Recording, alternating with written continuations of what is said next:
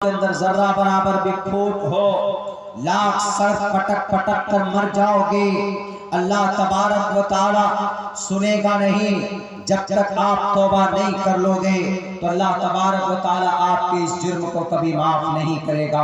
अब्दुल्ला सालिम नहीं बोल रहा, मेरी जुबान पर किसी को एतराज हो सकता, मेरी बातें किसी को कड़वी लग सकती, लेकिन जुबान मेरी है, फरमान अल्लाह का है, जुबान मेरी है और अहादीस मुबारक अल्लाह के नबी अलैहिस्सलातु वस्सलाम का। यकीन ना हो तो उठाओ, कुरान में कहा गया इन्न शिरका इन्नल्लाह ला यगफिरु अन युशरका बिही व यगफिरु मा दून ज़ालिका लिमन यशा। ए मुसलमानों, अल्लाह तबारक व तआला शिर्क को माफ नहीं करता है। अगर तुम ये बीमारी तुम्हारे अंदर है, अगर ये गुनाह तुम करते हो तो रास्ते पर आ जाओ, अल्लाह के दरबार में पहुंचो, मस्जिद में जाओ, अल्लाह के भेजे हुए वारिसीन अंबिया हजरत उलमा इकराम के पास जाओ, अपने शेख के पास जाओ, अपने उस्ताद के पास जाओ, तौबा करो, रो गिड़गिड़ाओ और अपने इस जुर्म अजीम से अपने दिल को पाक करने के लिए और अल्लाह तबारक व तआला के सामने में आंसू बहाओ, तब जाकर अल्लाह तुम्हारी कोई सुनेगा। वरना ये बीमारी रहते हुए तुम रोजा रखो, तुम नमाज पढ़ो, तुम ज़कात दो, तुम हज करो, अल्लाह तबारक व तआला तुम्हारे इन तमाम चीज़ों को कबूल नहीं करेगा, क्योंकि अभी आपने अल्लाह को एक माना ही नहीं, आपने अल्लाह को नाराज कर रखा है। एक तरफ से अल्लाह को आप अधूरा मानते, एक तरफ से आप अल्लाह को मोहताज मानते, एक तरफ से आप अल्लाह को लेंगड़ा और लूढ़ा समझते। नौज़ बिल्लाहि मिन ज़ालिक, इस तरह के अल्फाज हमें इस्तेमाल नहीं करना चाहिए। मतलब क्या हुआ, अगर आपका पेशानी अगर कहीं पर किसी मट्टी के पुतला के सामने या किसी कब्र पर झुकता है, आप उसको ताकत और पावर ऑफ अटॉर्नी देते हो, आप उसको अथॉरिटी देते हो, तो इसका मतलब तो यही हुआ ना कि आप वो ताकत अल्लाह को नहीं मानते, आप अल्लाह को सर्वशक्तिमान देव महान नहीं मानते, आप अल्लाह खालिक़ु कुल्ली शैइन नहीं मानते, आप इन्नल्लाह अला कुल्ली शैइन क़दीर उसको नहीं मानते हैं। तो गोया कि आपने अल्लाह को मजबूर समझा, अल्लाह को आपने मोहताज माना। तो ऐसी सूरत में आपका कोई भी अमल, अल्लाह कहता नहीं चाहिए मुझे तुम्हारी नमाज, नहीं चाहिए मुझे तुम्हारे रोजे, नहीं चाहिए मुझे तुम्हारे ये ज़कात और हज उम्रा। जाओ पहले अपने ईमान को सही करके आओ, पहले अपने ईमान को सही करके आओ। इसीलिए अल्लाह के नबी अलैहिस्सलातु वस्सलाम सबसे ज्यादा तशद्दुद अल्लाह के नबी के ऊपर किया गया, इसी ईमान की पवित्रता, इसी तबलीग के ऊपर सहाबा किराम को ज़दोख़ोफ़ किया गया, परेशानियां दी गई, तकलीफें बर्दाश्त की उन्होंने, सिर्फ इसी एक अल्लाह की वहदानियत के प्रचार के लिए। यहाँ तक के अंबिया को और भी अंबिया आए, सूली पर लटकाने की साजिशें की गई, पेड़ में छुप जाते थे, आरे से बीच से चीर दिया जाता था नबियों को। जुर्म क्या, सिर्फ ये कहते थे या अय्युहन्नास क़ूलू ला इलाहा इल्लल्लाह, ए लोगों अल्लाह को एक मानो। वो कहते थे कि अच्छा बहुत बढ़िया, कल का बच्चा हमें आकर समझाओगे, आज तक तो हम लात इज़्ज़ा मनात पुराने देवी देवता पत्थर के ईश्वर के सामने में हम झुक रहे थे, हम अपने आबा व अजदाद को कैसे छोड़ दें, हम अपने पूर्वज को कैसे छोड़ दें, हमारी नाक नहीं कट जाएगी। तो इस वजह से वो परेशान करते थे, लेकिन फिर भी तमाम के तमाम नबी इस बात को जानते थे कि जब तक आदमी का माइंड अल्लाह के बारे में पाक पवित्र नहीं होगा, उसका भी कोई अमल काबिल कबूल नहीं। देयरफॉर तो हर नबी जब आया, पहले सबसे पहले उन्होंने यही तबलीग की, किसकी, अल्लाह की वहदानियत की, ला इलाहा इल्लल्लाह मुहम्मदुर रसूलुल्लाह।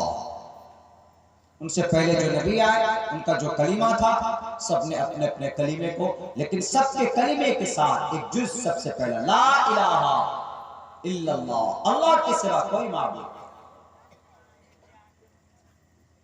This is basic thing if you want to enter the paradise।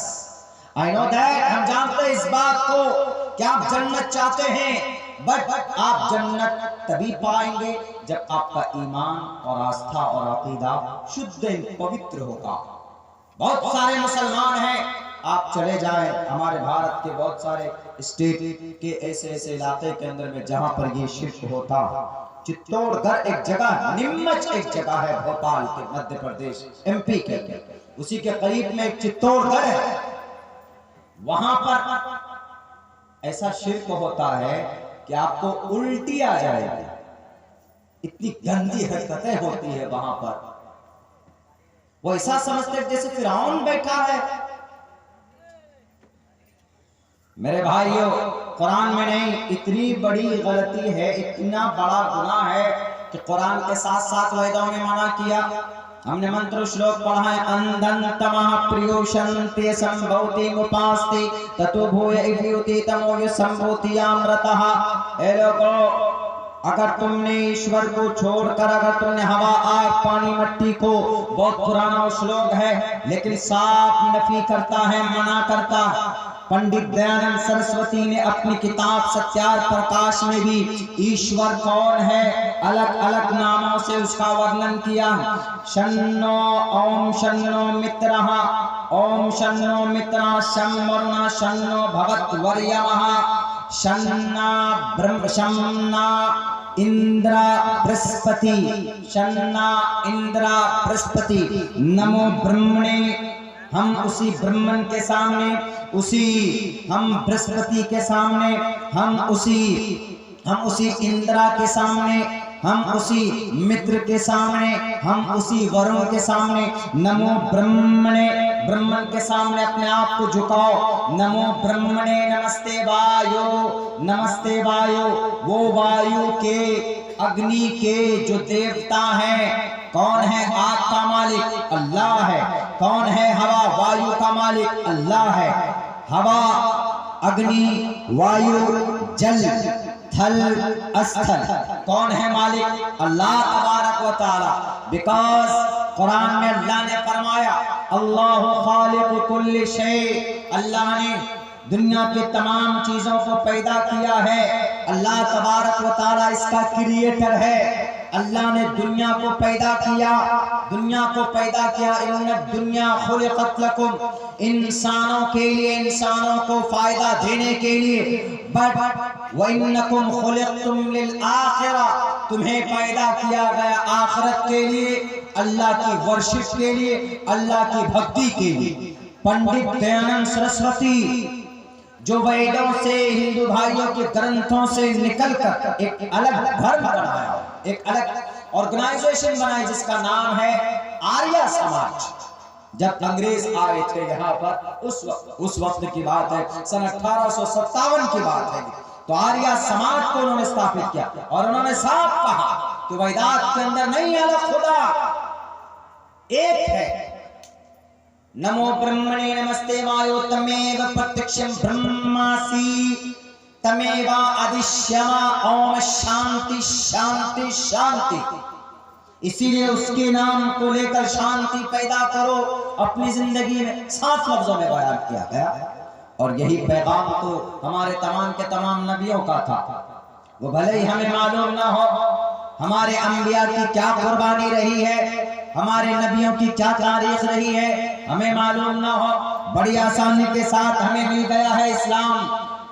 Plate में सजाकर, कहते हैं ना, जो चीज आसानी से मिल जाती है उसकी कीमत नहीं होती, चाहे दुनिया हो चाहे दीन के एतबार से। जो चीज आपको बिना मेहनत और मशक्कत के प्रोवाइड हो जाए, आपको वो चीज, उसकी अहमियत नहीं मालूम होती।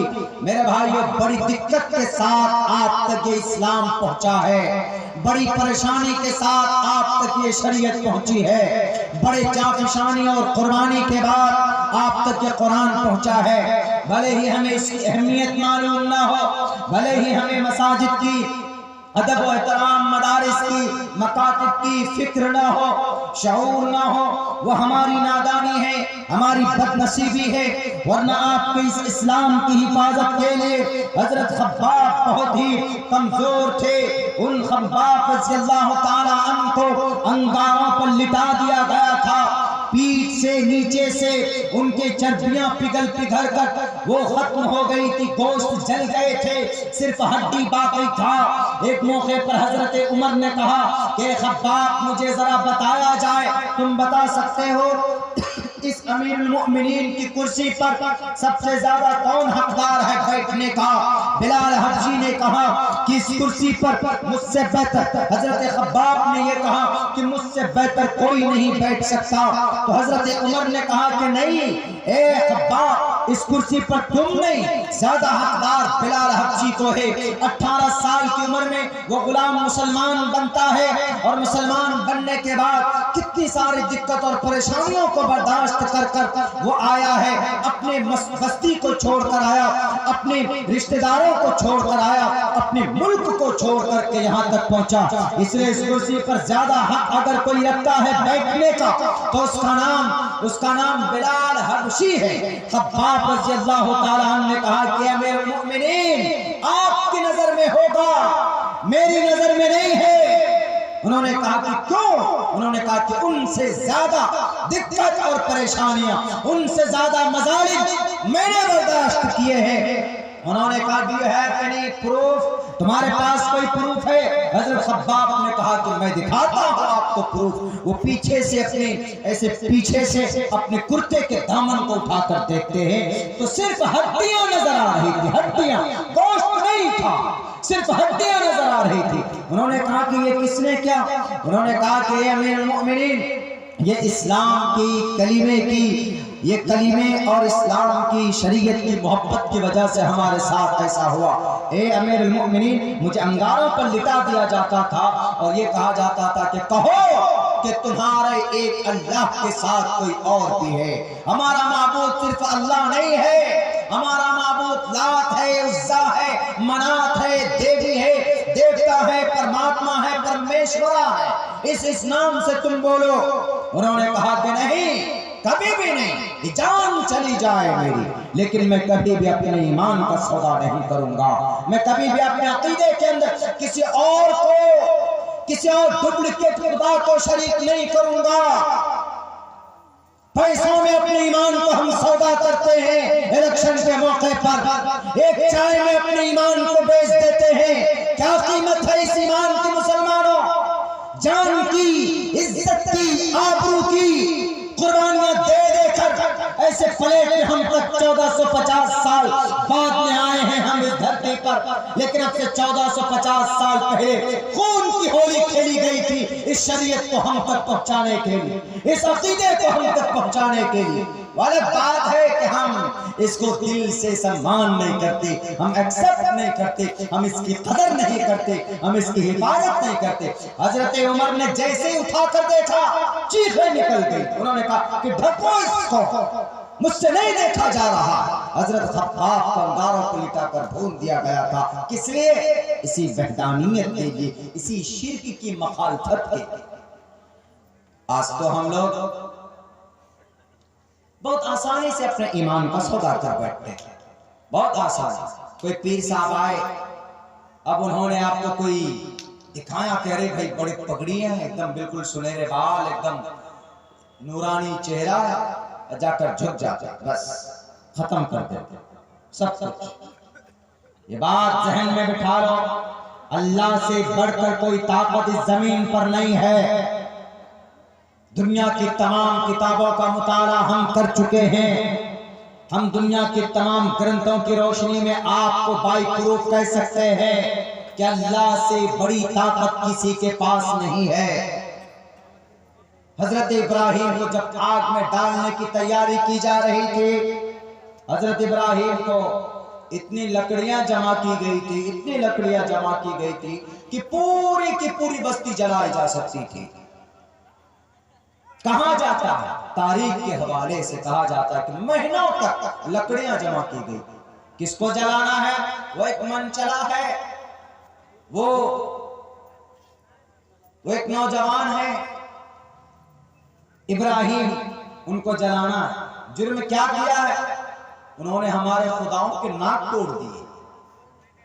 वो जो बुत की पूजा करते थे, हजरत इब्राहिम तो पहले से करते थे, अरे ये बेजान है, सामने बताशे रखे होते, खा ही नहीं सकते, ये जब तुम्हारा खुदा खा नहीं सकते, एक मर्तबा ऐसा हुआ कि एक त्योहार उन्होंने कहा कि हम तुम्हारे इन बुतों को एक रोज बढ़िया से इनके खातिर तवाज़ी करेंगे, ढंग से करेंगे। कुरान करीम के अंदर बहुत अच्छी तफसील से हजरत इब्राहिम का वाकया बयान किया गया।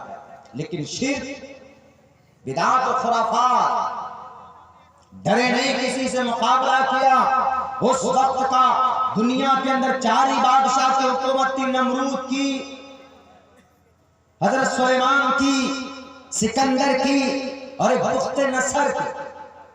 2 नॉन मुस्लिम, 2 मुस्लिम, उनमें से नमरूद उस वक्त दुनिया का, पूरी दुनिया का बादशाह और उसी इलाके के थे, वहीं के इराक के शहर बाबिल के अंदर उनका,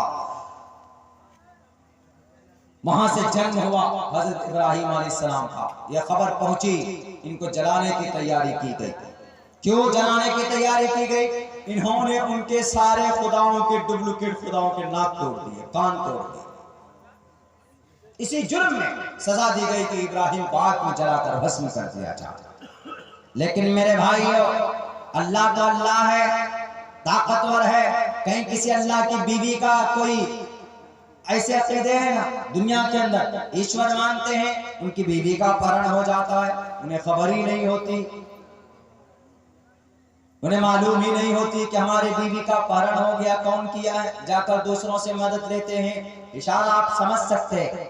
बैरक हजरत इब्राहिम ने उन बुतों को तोड़ दिया था, और कुल्हाड़ा जिससे तोड़ा था, हजरत इब्राहिम बॉडी फिल्टर थे, बॉडी फिल्टर।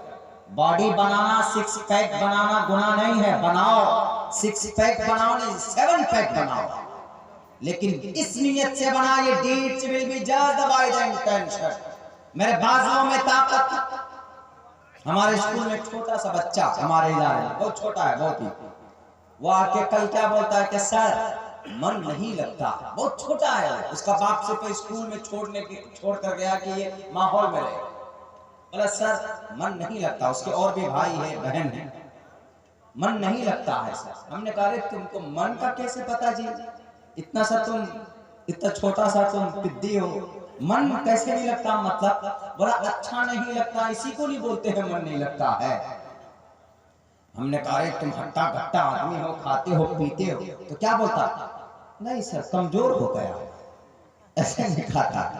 इतना सा बच्चा, अब वो देखे, उसको भी ये पता है कि यहाँ से बॉडी का पता चलता।